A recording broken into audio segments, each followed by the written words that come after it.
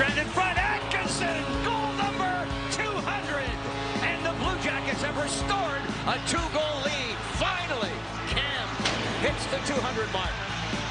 Well, it's a simple play for the Blue Jackets right off of the faceoff, and Cam can't contain that major smile.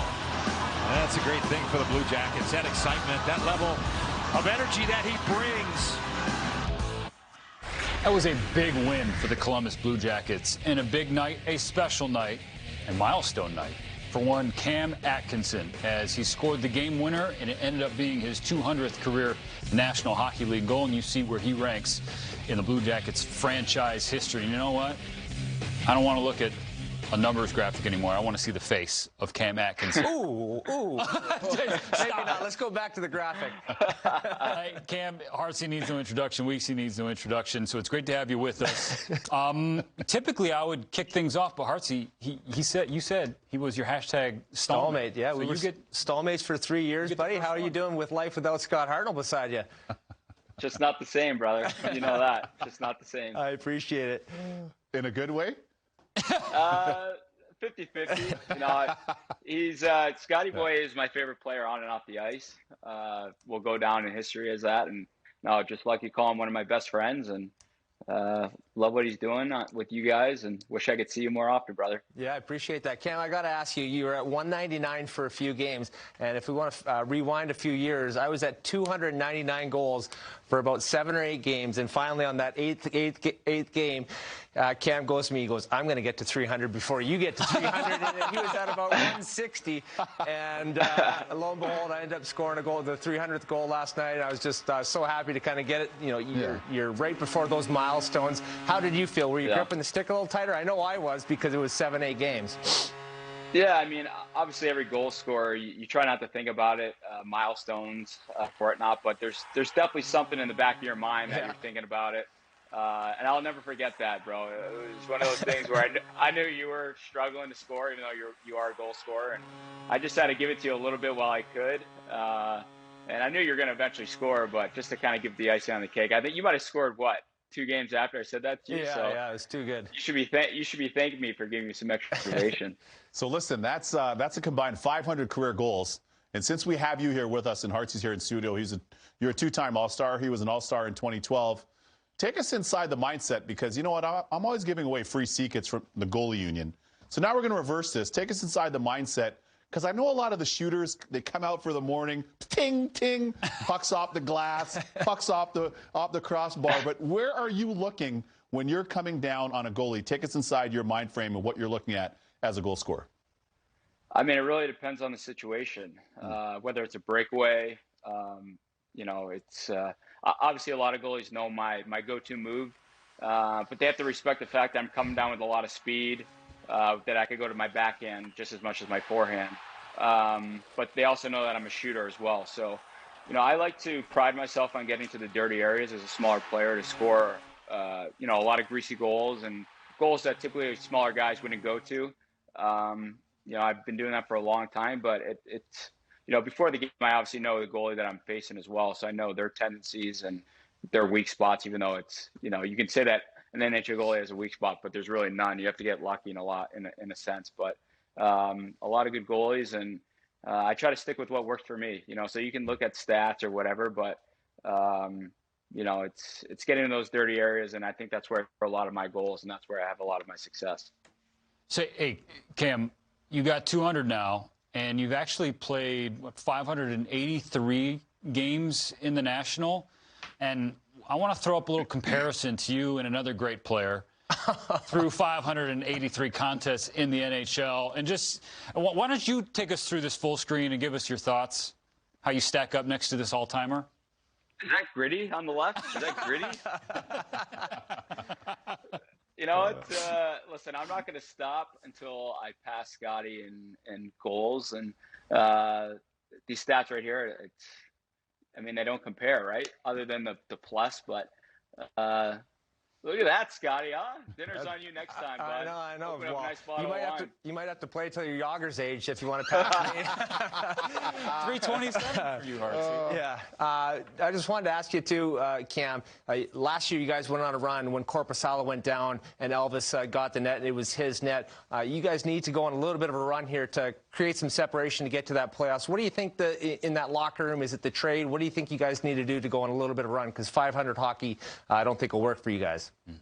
Yeah, it's definitely not going to cut it for us. I think you know more than anyone just our mindset and how we have to play on a nightly basis to have success. That blue-collar mentality where it's hard on the forecheck, hard on the reloads, and creating those turnovers and capitalizing on those opportunities. And, whatever goalie goes for us, we know that they're both all-stars in our minds. And obviously, bringing in new energy, new life with Laine and Jack. And it's a fresh start, and it's amazing what two guys can do to your locker room, and just bringing in a guy like Koivu as well, an older veteran guy that kind of keeps it loose and talks to the young guys, and just another obviously leadership role. I think that's huge for the guys that have been around for a long time, but we just have to play the right way on a consistent basis, and we'll have success.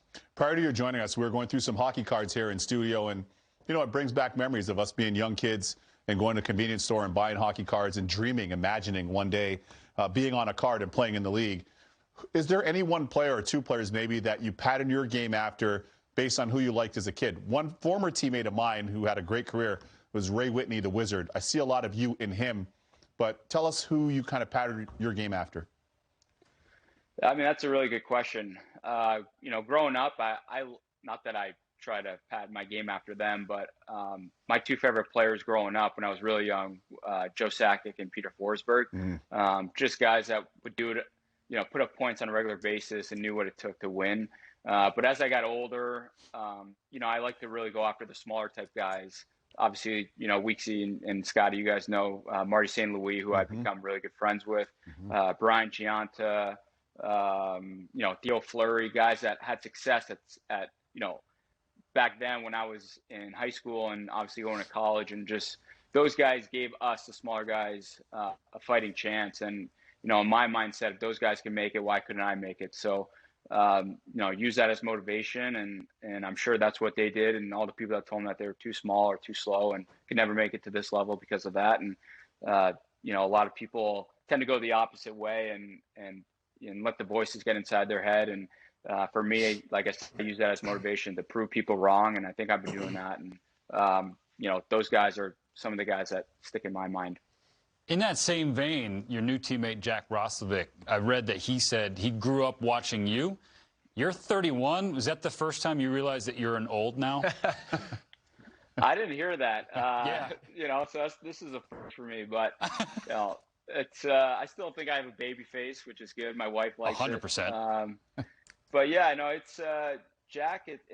It's a special moment for him to be part of our club. I know as soon as he got traded to us and signed the deal, I texted his parents, who I'm friends with.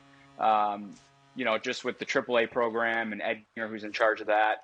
The success that Ed Ginger has had with the program, and to see a guy like Jack Roslovic, who grew up in Columbus and now plays for the hometown NHL team, is pretty special. And him and I have been playing together.